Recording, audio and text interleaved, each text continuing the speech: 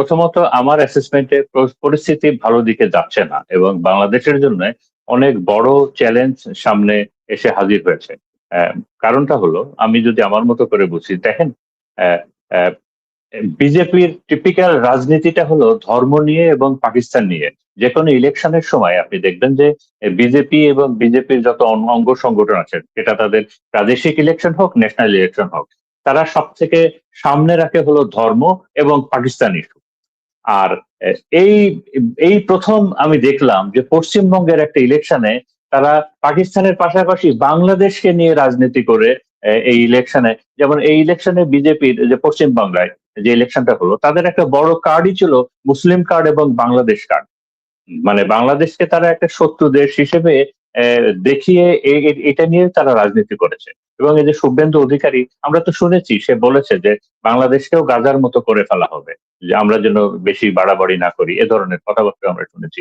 এবং একই সাথে আমাদের যে বাংলাদেশের যে বর্ডার আছে, যে বর্ডারে একটা বড় অংশই তো ভারত। বড় অংশ মানে কি, অলমোস্ট পুরোটাই ভারত। সেই ভারতের অপর পাশে পশ্চিম বাংলা এবং আসাম।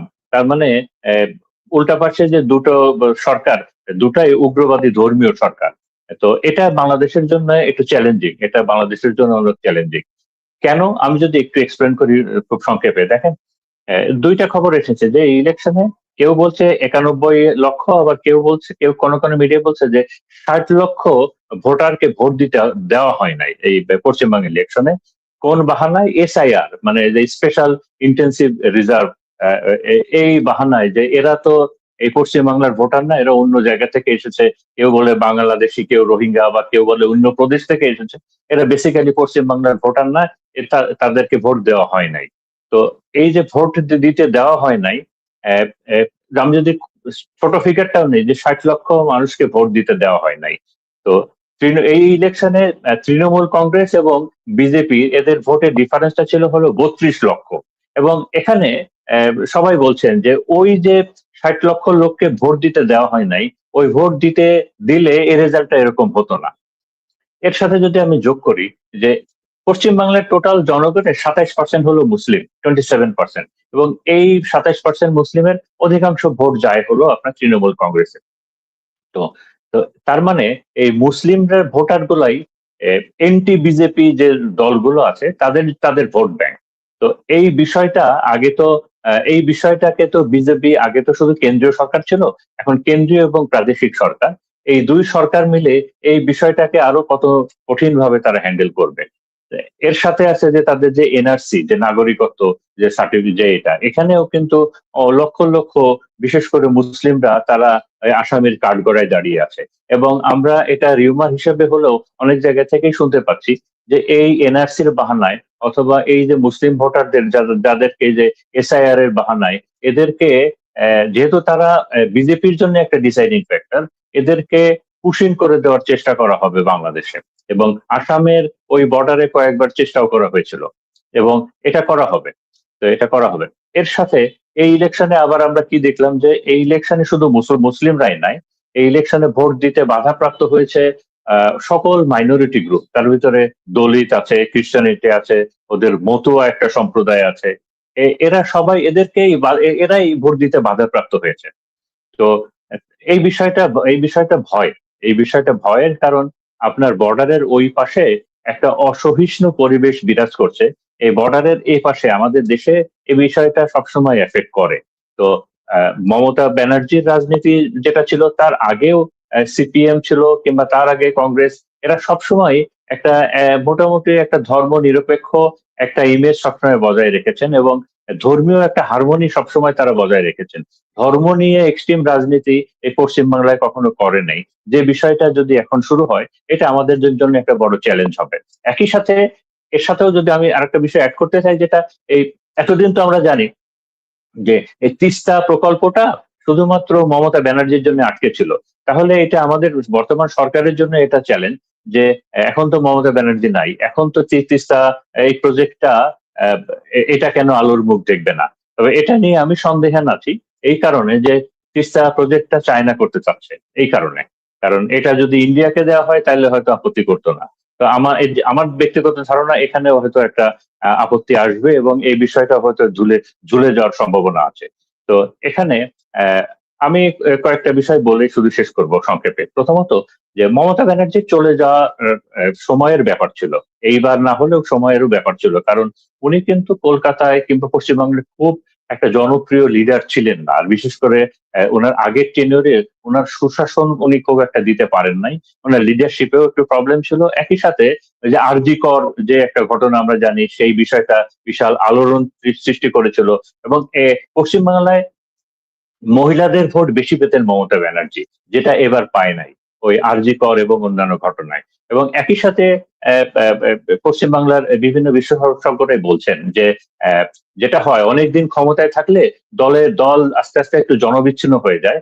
এবং আপনার মমতা ব্যানার্জি দীর্ঘদিন যাবত উনি ন্যাশনাল লেভেলের ন্যাশনাল ফিগার হওয়ার চেষ্টা করেছিলেন, উনি রিজিওনাল এই ইস্যুগুলা বাদ দিয়ে, যে কারণেও এই পরাজয়টা ওনার জন্য হয়তো ব্যবধানটা এত বেশি হতো না, তবে এই পরাজয়টা ওনার জন্য ছিল আসলে।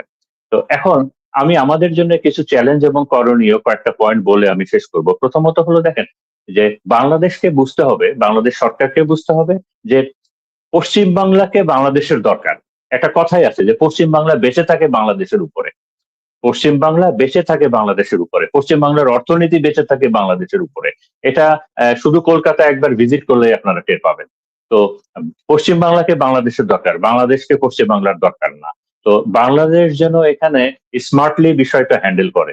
দ্বিতীয়ত হলো, আমাদের বর্ডার গার্ড দায়িত্বে যারা আছে, বিজিবি এবং তার তার সহযোগী যারা আছে, তাদেরকে অনেক বেশি অ্যাক্টিভ হতে হবে এবং অনেক বেশি সেখানে অনেক যোগ্য লোকও দিতে হবে। আমি কেন বলছি যে সে পুরোনো কথা আবারও বলছি, যেহেতু বর্ডার গার্ডের বিষয়, এখানে যদি আওয়ামী লীগের আহ, পছন্দীয় কিংবা আওয়ামী লীগের উপরে সিম্প্যাথি আছে এরকম কেউ থাকলে তাদেরকে পরিবর্তন করতে হবে। কারণ এই বর্ডারটাকে আমাদেরকে আগের থেকে আরো অনেক বেশি অনেক ভালোভাবে এটাকে গার্ড দিতে হবে। দ্বিতীয়ত, বাণিজ্য বাণিজ্যের জন্য যেন আমরা হ্যান্ডিক্যাপ না হয়ে যাই ভারতের সাথে। সকল প্রকার বাণিজ্যের জন্য যেন আমরা হ্যান্ডিক্যাপ না হয়ে যাই এবং আমরা যেন স্মার্টলি এই বিষয়টা হ্যান্ডেল করি। আর বাংলাদেশের মানুষ যদি এক থাকে, তাহলে পশ্চিম বাংলার ওপাশে বর্ডারের ওপাশে কি হলো ইট ডাজেন্ট ম্যাটার। একই সাথে আমাদের বিদেশ নীতি আমরা যেন কোনোভাবেই কম্প্রোমাইজ না করি। কারণ এটা তো আমরা ইরানের যুদ্ধের থেকে দেখলাম, বিভিন্ন জায়গা থেকে দেখলাম যে আপনি একবার মানে একবার মাথা নিচু করে ফেললে, একবার সারেন্ডারিং একটা অ্যাটিটিউডে চলে গেলে এটা শুধু বাড়তেই থাকে, এটা শুধু বাড়তেই থাকে।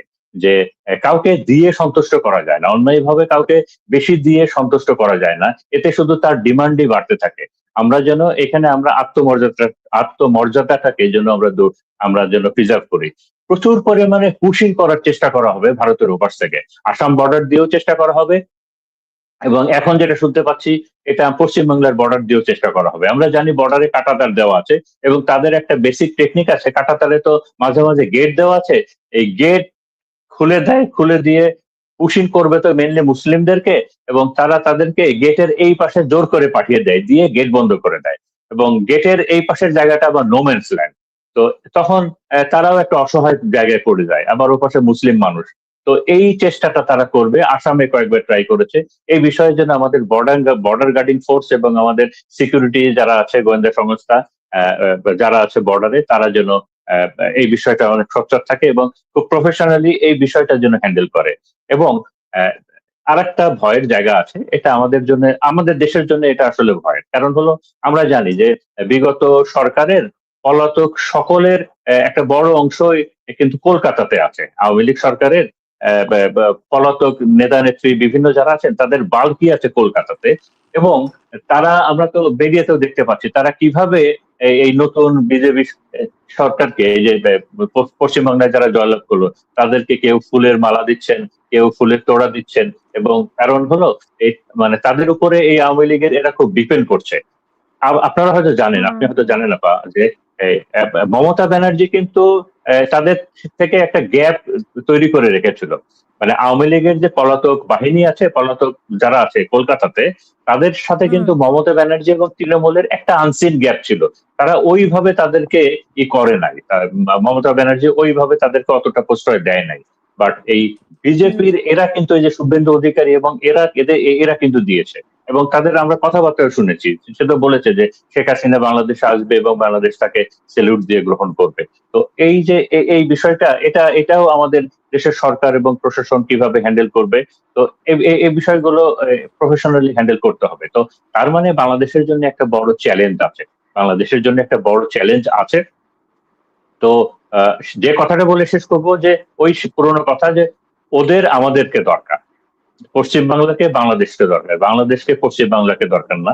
এখানে যেন আমরা একতাবদ্ধ থাকি এবং আমরা যেন মাথা উঁচু করে থাকি, এবং আমাদের ফরেন পলিসি, ফরেন অ্যাফেয়ার্স যারা হ্যান্ডেল করেন এবং আমাদের সরকার, তারাও যেন চোখে চোখ রেখে কথা বলেন, মাথা উঁচু করে প্রফেশনালি বিষয়টা হ্যান্ডেল করেন।